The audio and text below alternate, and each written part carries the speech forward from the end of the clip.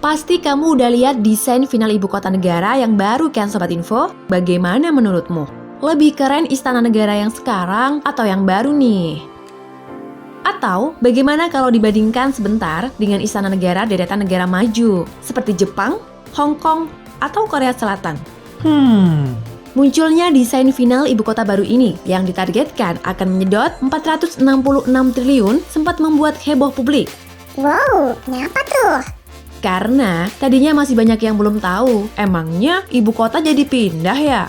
Jadi Sobat Info, rancangan Undang-Undang Ibu Kota Negara atau RUU IKN udah sah loh jadi undang-undang sejak 18 Januari 2022.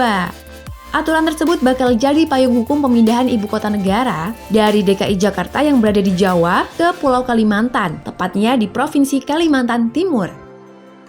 Selanjutnya yang seringkali jadi pertanyaan Sobat Info, udah mau pindah aja, emang udah sejauh apa sih kesiapan infrastruktur di ibu kota baru?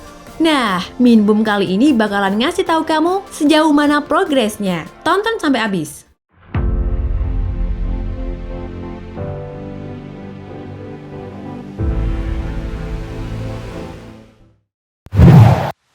Pertama dari segi infrastruktur bidang sumber daya air dulu nih. Pemerintah sedang membangun bendungan Sepaku Semoy. Apa Min? Gemoy? Semoy berlokasi tepatnya di Desa Tengin Baru, Kecamatan Sepaku, Kabupaten Penajam Pasar Utara. Bendungan ini telah dimulai konstruksinya sejak Juli 2020 dan targetnya akan rampung di 2023 mendatang. Bendungan akan mempunyai daya tampung 10 juta meter kubik untuk dapat memenuhi kebutuhan air baku dengan kapasitas 2.500 liter per detik dan mereduksi banjir 55%. Bendungan dibangun PT Brantas Abipraya Persero dengan biaya 556 miliar, hingga kini progresnya telah mencapai 33%. Kedua, Jembatan Pulau Balang. Jembatan ini menjadi salah satu infrastruktur penopang ibu kota baru yang sudah selesai dibangun, Sobat. Loh, kok udah selesai duluan, Min? Nah, makanya, yakni dengan dana yang diambil dari SBSN senilai 1,4 triliun, dibangun sejak tahun 2015 dan selesai di 2021. Kontraktor jembatan ini yaitu Wijaya Karya, Pembangunan Perumahan, Hutama Karya, Adi Karya, dan Bangun Cipta Kontraktor. Ada 2 jembatan yang dibangun di Pulau Balang, Sobat, yaitu panjang jembatan utama 804 meter dan jembatan pendekat menuju Penajam Pasar Utara 167 meter. Di antara 2 jembatan tersebut sudah selesai juga dibangun jalan akses di Pulau Balang sepanjang 1969 meter. Namun, jembatan ini belum bisa digunain. Lah, kenapa? Karena jalan akses dari Balikpapan dan juga Penajam Pasar Utara belum selesai. Sabar ya Sobat. Ketiga, dari segi infrastruktur transportasi udara, akan dilakukan pengembangan 2 bandara. Pertama, Bandara Sultan Haji Muhammad Sulaiman Sepinggan di Balikpapan yang dikelola PT Angkasa Pura I Persero.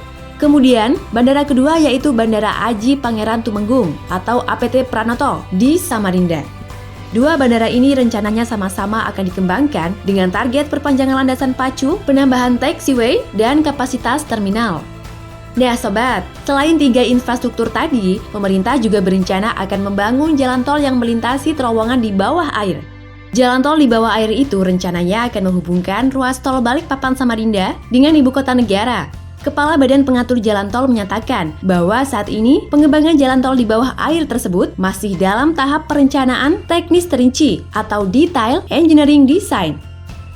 Jalur udara udah, laut udah, lalu gimana dengan jalur kereta?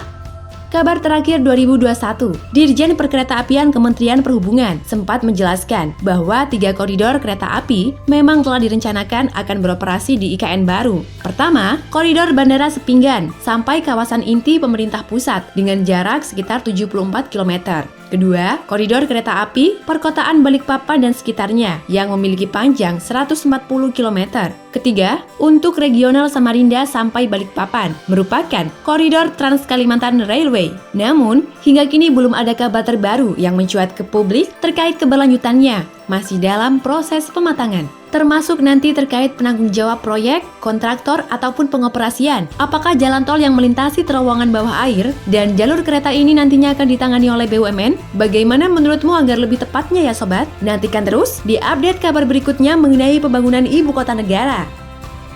Nah Sobat Info, sejauh ini itulah ulasan mengenai pertanyaan bagaimana kesiapan infrastruktur untuk ibu kota baru. Terima kasih telah menyimak video kali ini. Jangan lupa klik berlangganan untuk mensupport channel ini agar tetap memberikan konten berkualitas tentang BUMN Indonesia. Bagikan pula video ini dan tuliskan di kolom komentar topik apa yang kamu ingin bahas selanjutnya. Ikuti terus YouTube BUMN Info agar tidak ketinggalan informasi seputar BUMN selanjutnya.